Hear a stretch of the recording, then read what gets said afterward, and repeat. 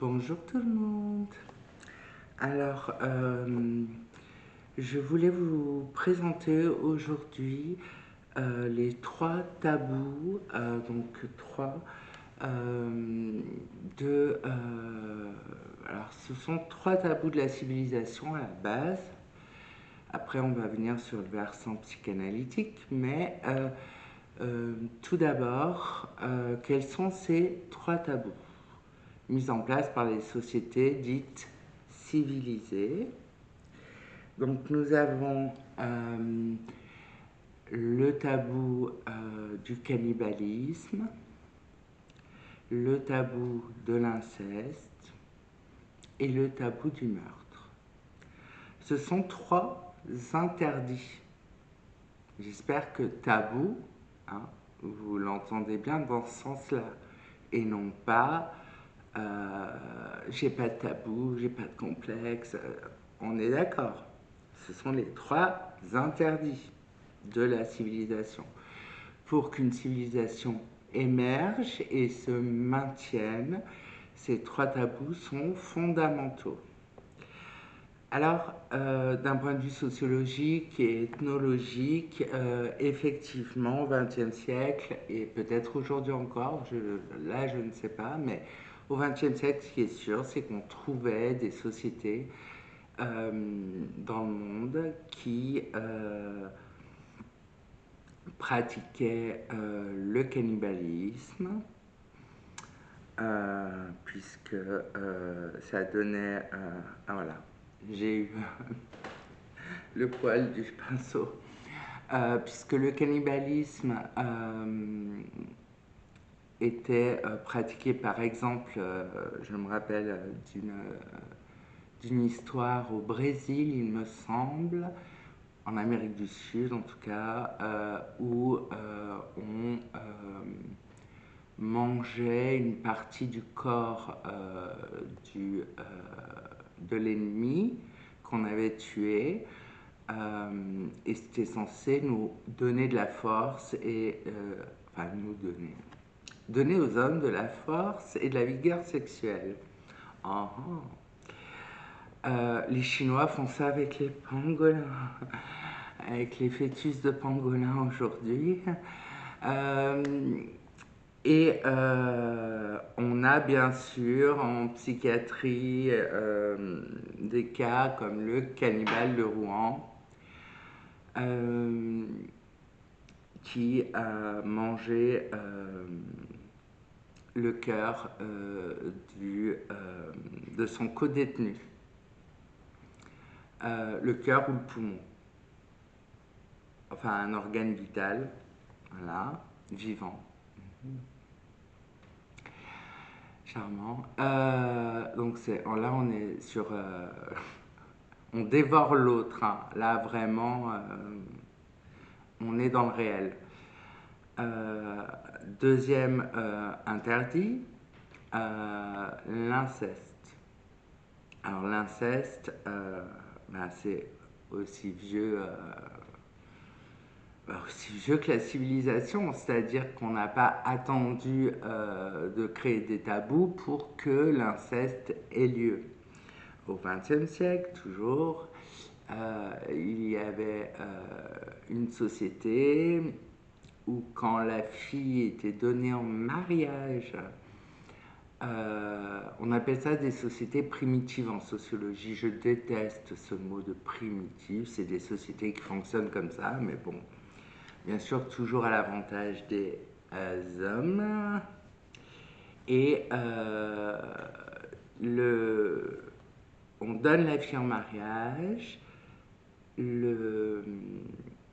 et le soir des noces, en fait, une fois que l'homme et la femme sont mariés, c'est le papa de celle-ci qui vient s'allonger dans la couche à côté de sa fille et qui la dépucelle.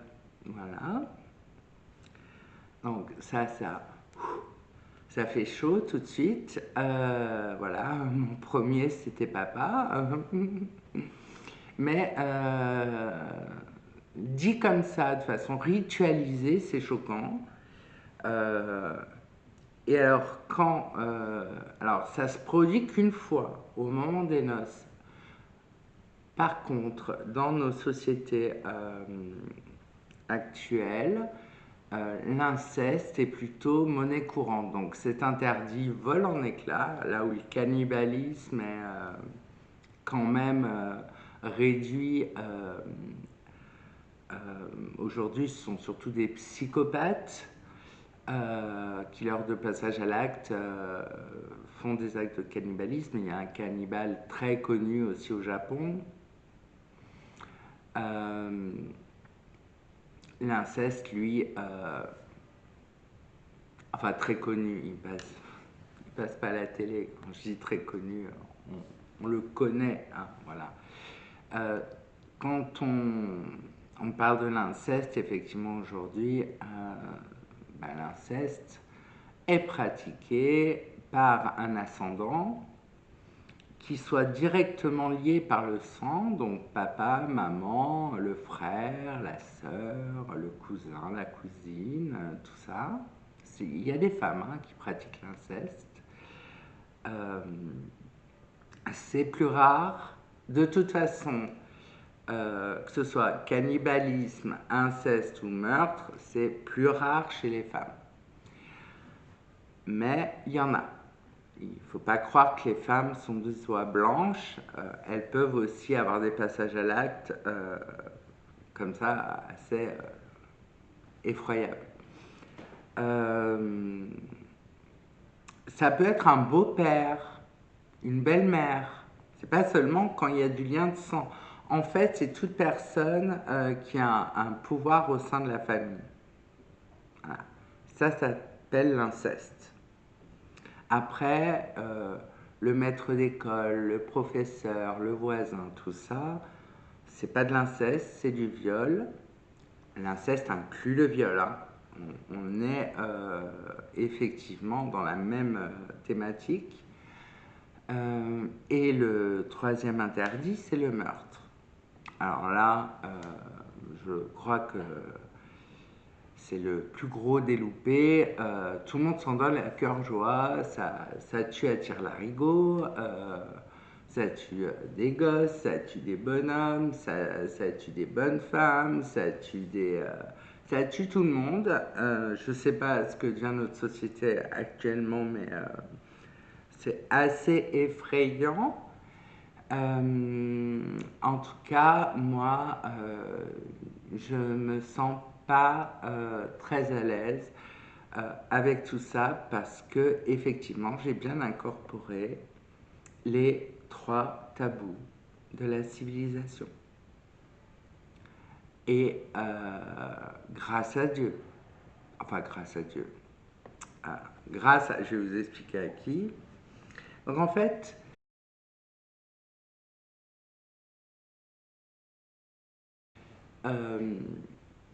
qu'est-ce qui vient poser l'interdit? C'est la loi. Là, on vire sur la psychanalyse. Hein. On quitte psychiatrie, justice, sociologie, ethnologie. On va en psychanalyse. Donc, ce qui vient poser l'interdit, c'est la loi. C'est ce qu'on appelle la loi du père. Dans les familles monoparentales où c'est la maman qui élève seule son ou ses enfants, c'est elle qui impose la loi du père. On appelle ça la loi du père parce que Freud était un homme dans un monde misogyne, fin du 19e, début du 20e siècle. Mais effectivement, normalement, c'est un petit peu le rôle du père. Du géniteur, comme vous l'entendez, mais en tout cas, voilà. La loi est issue du désir. Il n'y a pas de loi sans désir, il n'y a pas d'interdit sans désir. C'est bien qu'il y a un désir inconscient, un mouvement fantasmatique inconscient pour qu'il y ait à un moment un interdit, quelque chose qui vient dire stop, on ne va pas plus loin, il y a une limite. Cette limite, c'est la loi. Voilà. Alors, en psychanalyse, le cannibalisme, effectivement, pulsion hétéro-agressive. Hétéro, ça veut dire vers l'autre et non pas auto-agressive. Encore il peut y avoir des gens qui se mangent, ça aussi. Mais en tout cas, la dévoration est une pulsion particulière qui est très archaïque parce qu'elle fait appel à la dévoration dont j'ai parlé dans la vidéo qui s'appelle Relation symbolique mère-enfant. Donc, on peut avoir envie de mordre quelqu'un, et de là à becter un morceau de la personne, c'est deux choses différentes.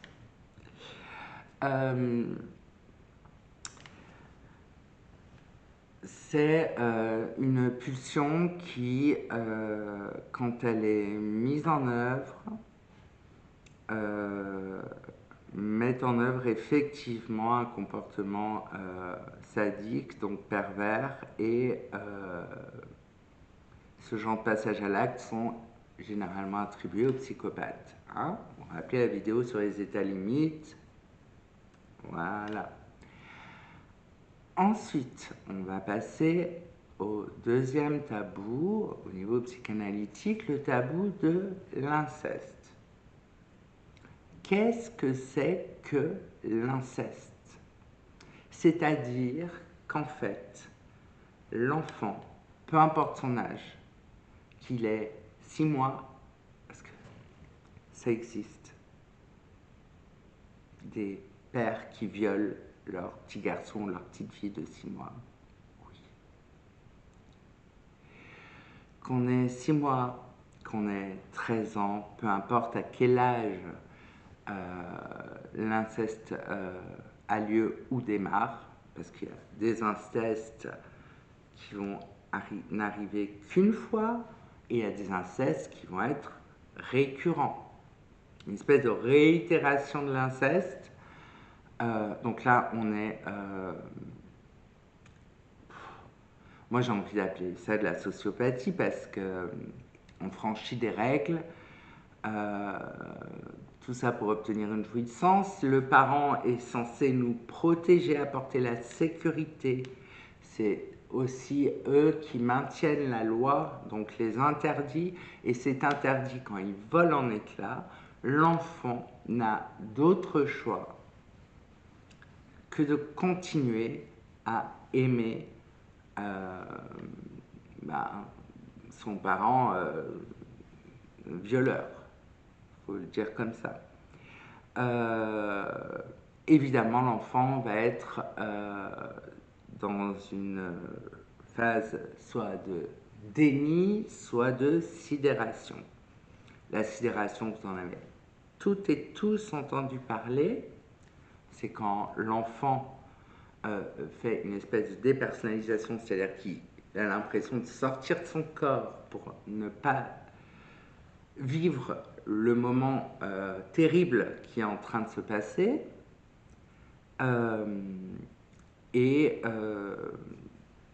Le déni, c'est par exemple un enfant qui va penser que c'est normal que les papas ou les mamans font ça. Bon, ça, ce sont des mécanismes de défense chez l'enfant. Mais là, l'enfant n'est pas en jeu, n'est pas à blâmer, puisqu'il est, attention, victime. Il est victime. Vous comprenez bien. Il ne peut pas être coupable de quoi que ce soit. Il n'y a pas, de la part d'un enfant qui n'est pas sexualisé, une tentative de séduction du parent. Je ne sais pas si vous avez vu le film Dolores Claiborne, avec la même actrice qui joue dans Misery. où elle se rend compte que sa fille a été violée par son père, qu'il la viole, et elle s'en rend compte sur des signes aléatoires qui flottent autour de sa fille. Elle en parle au père, et le père, sa réaction, c'est de dire c'est une menteuse et une allumeuse. Je ne sais pas si vous réalisez la baigne qu'on a envie de lui mettre. La petite, c'est une menteuse et une allumeuse. Non mais, je rêve.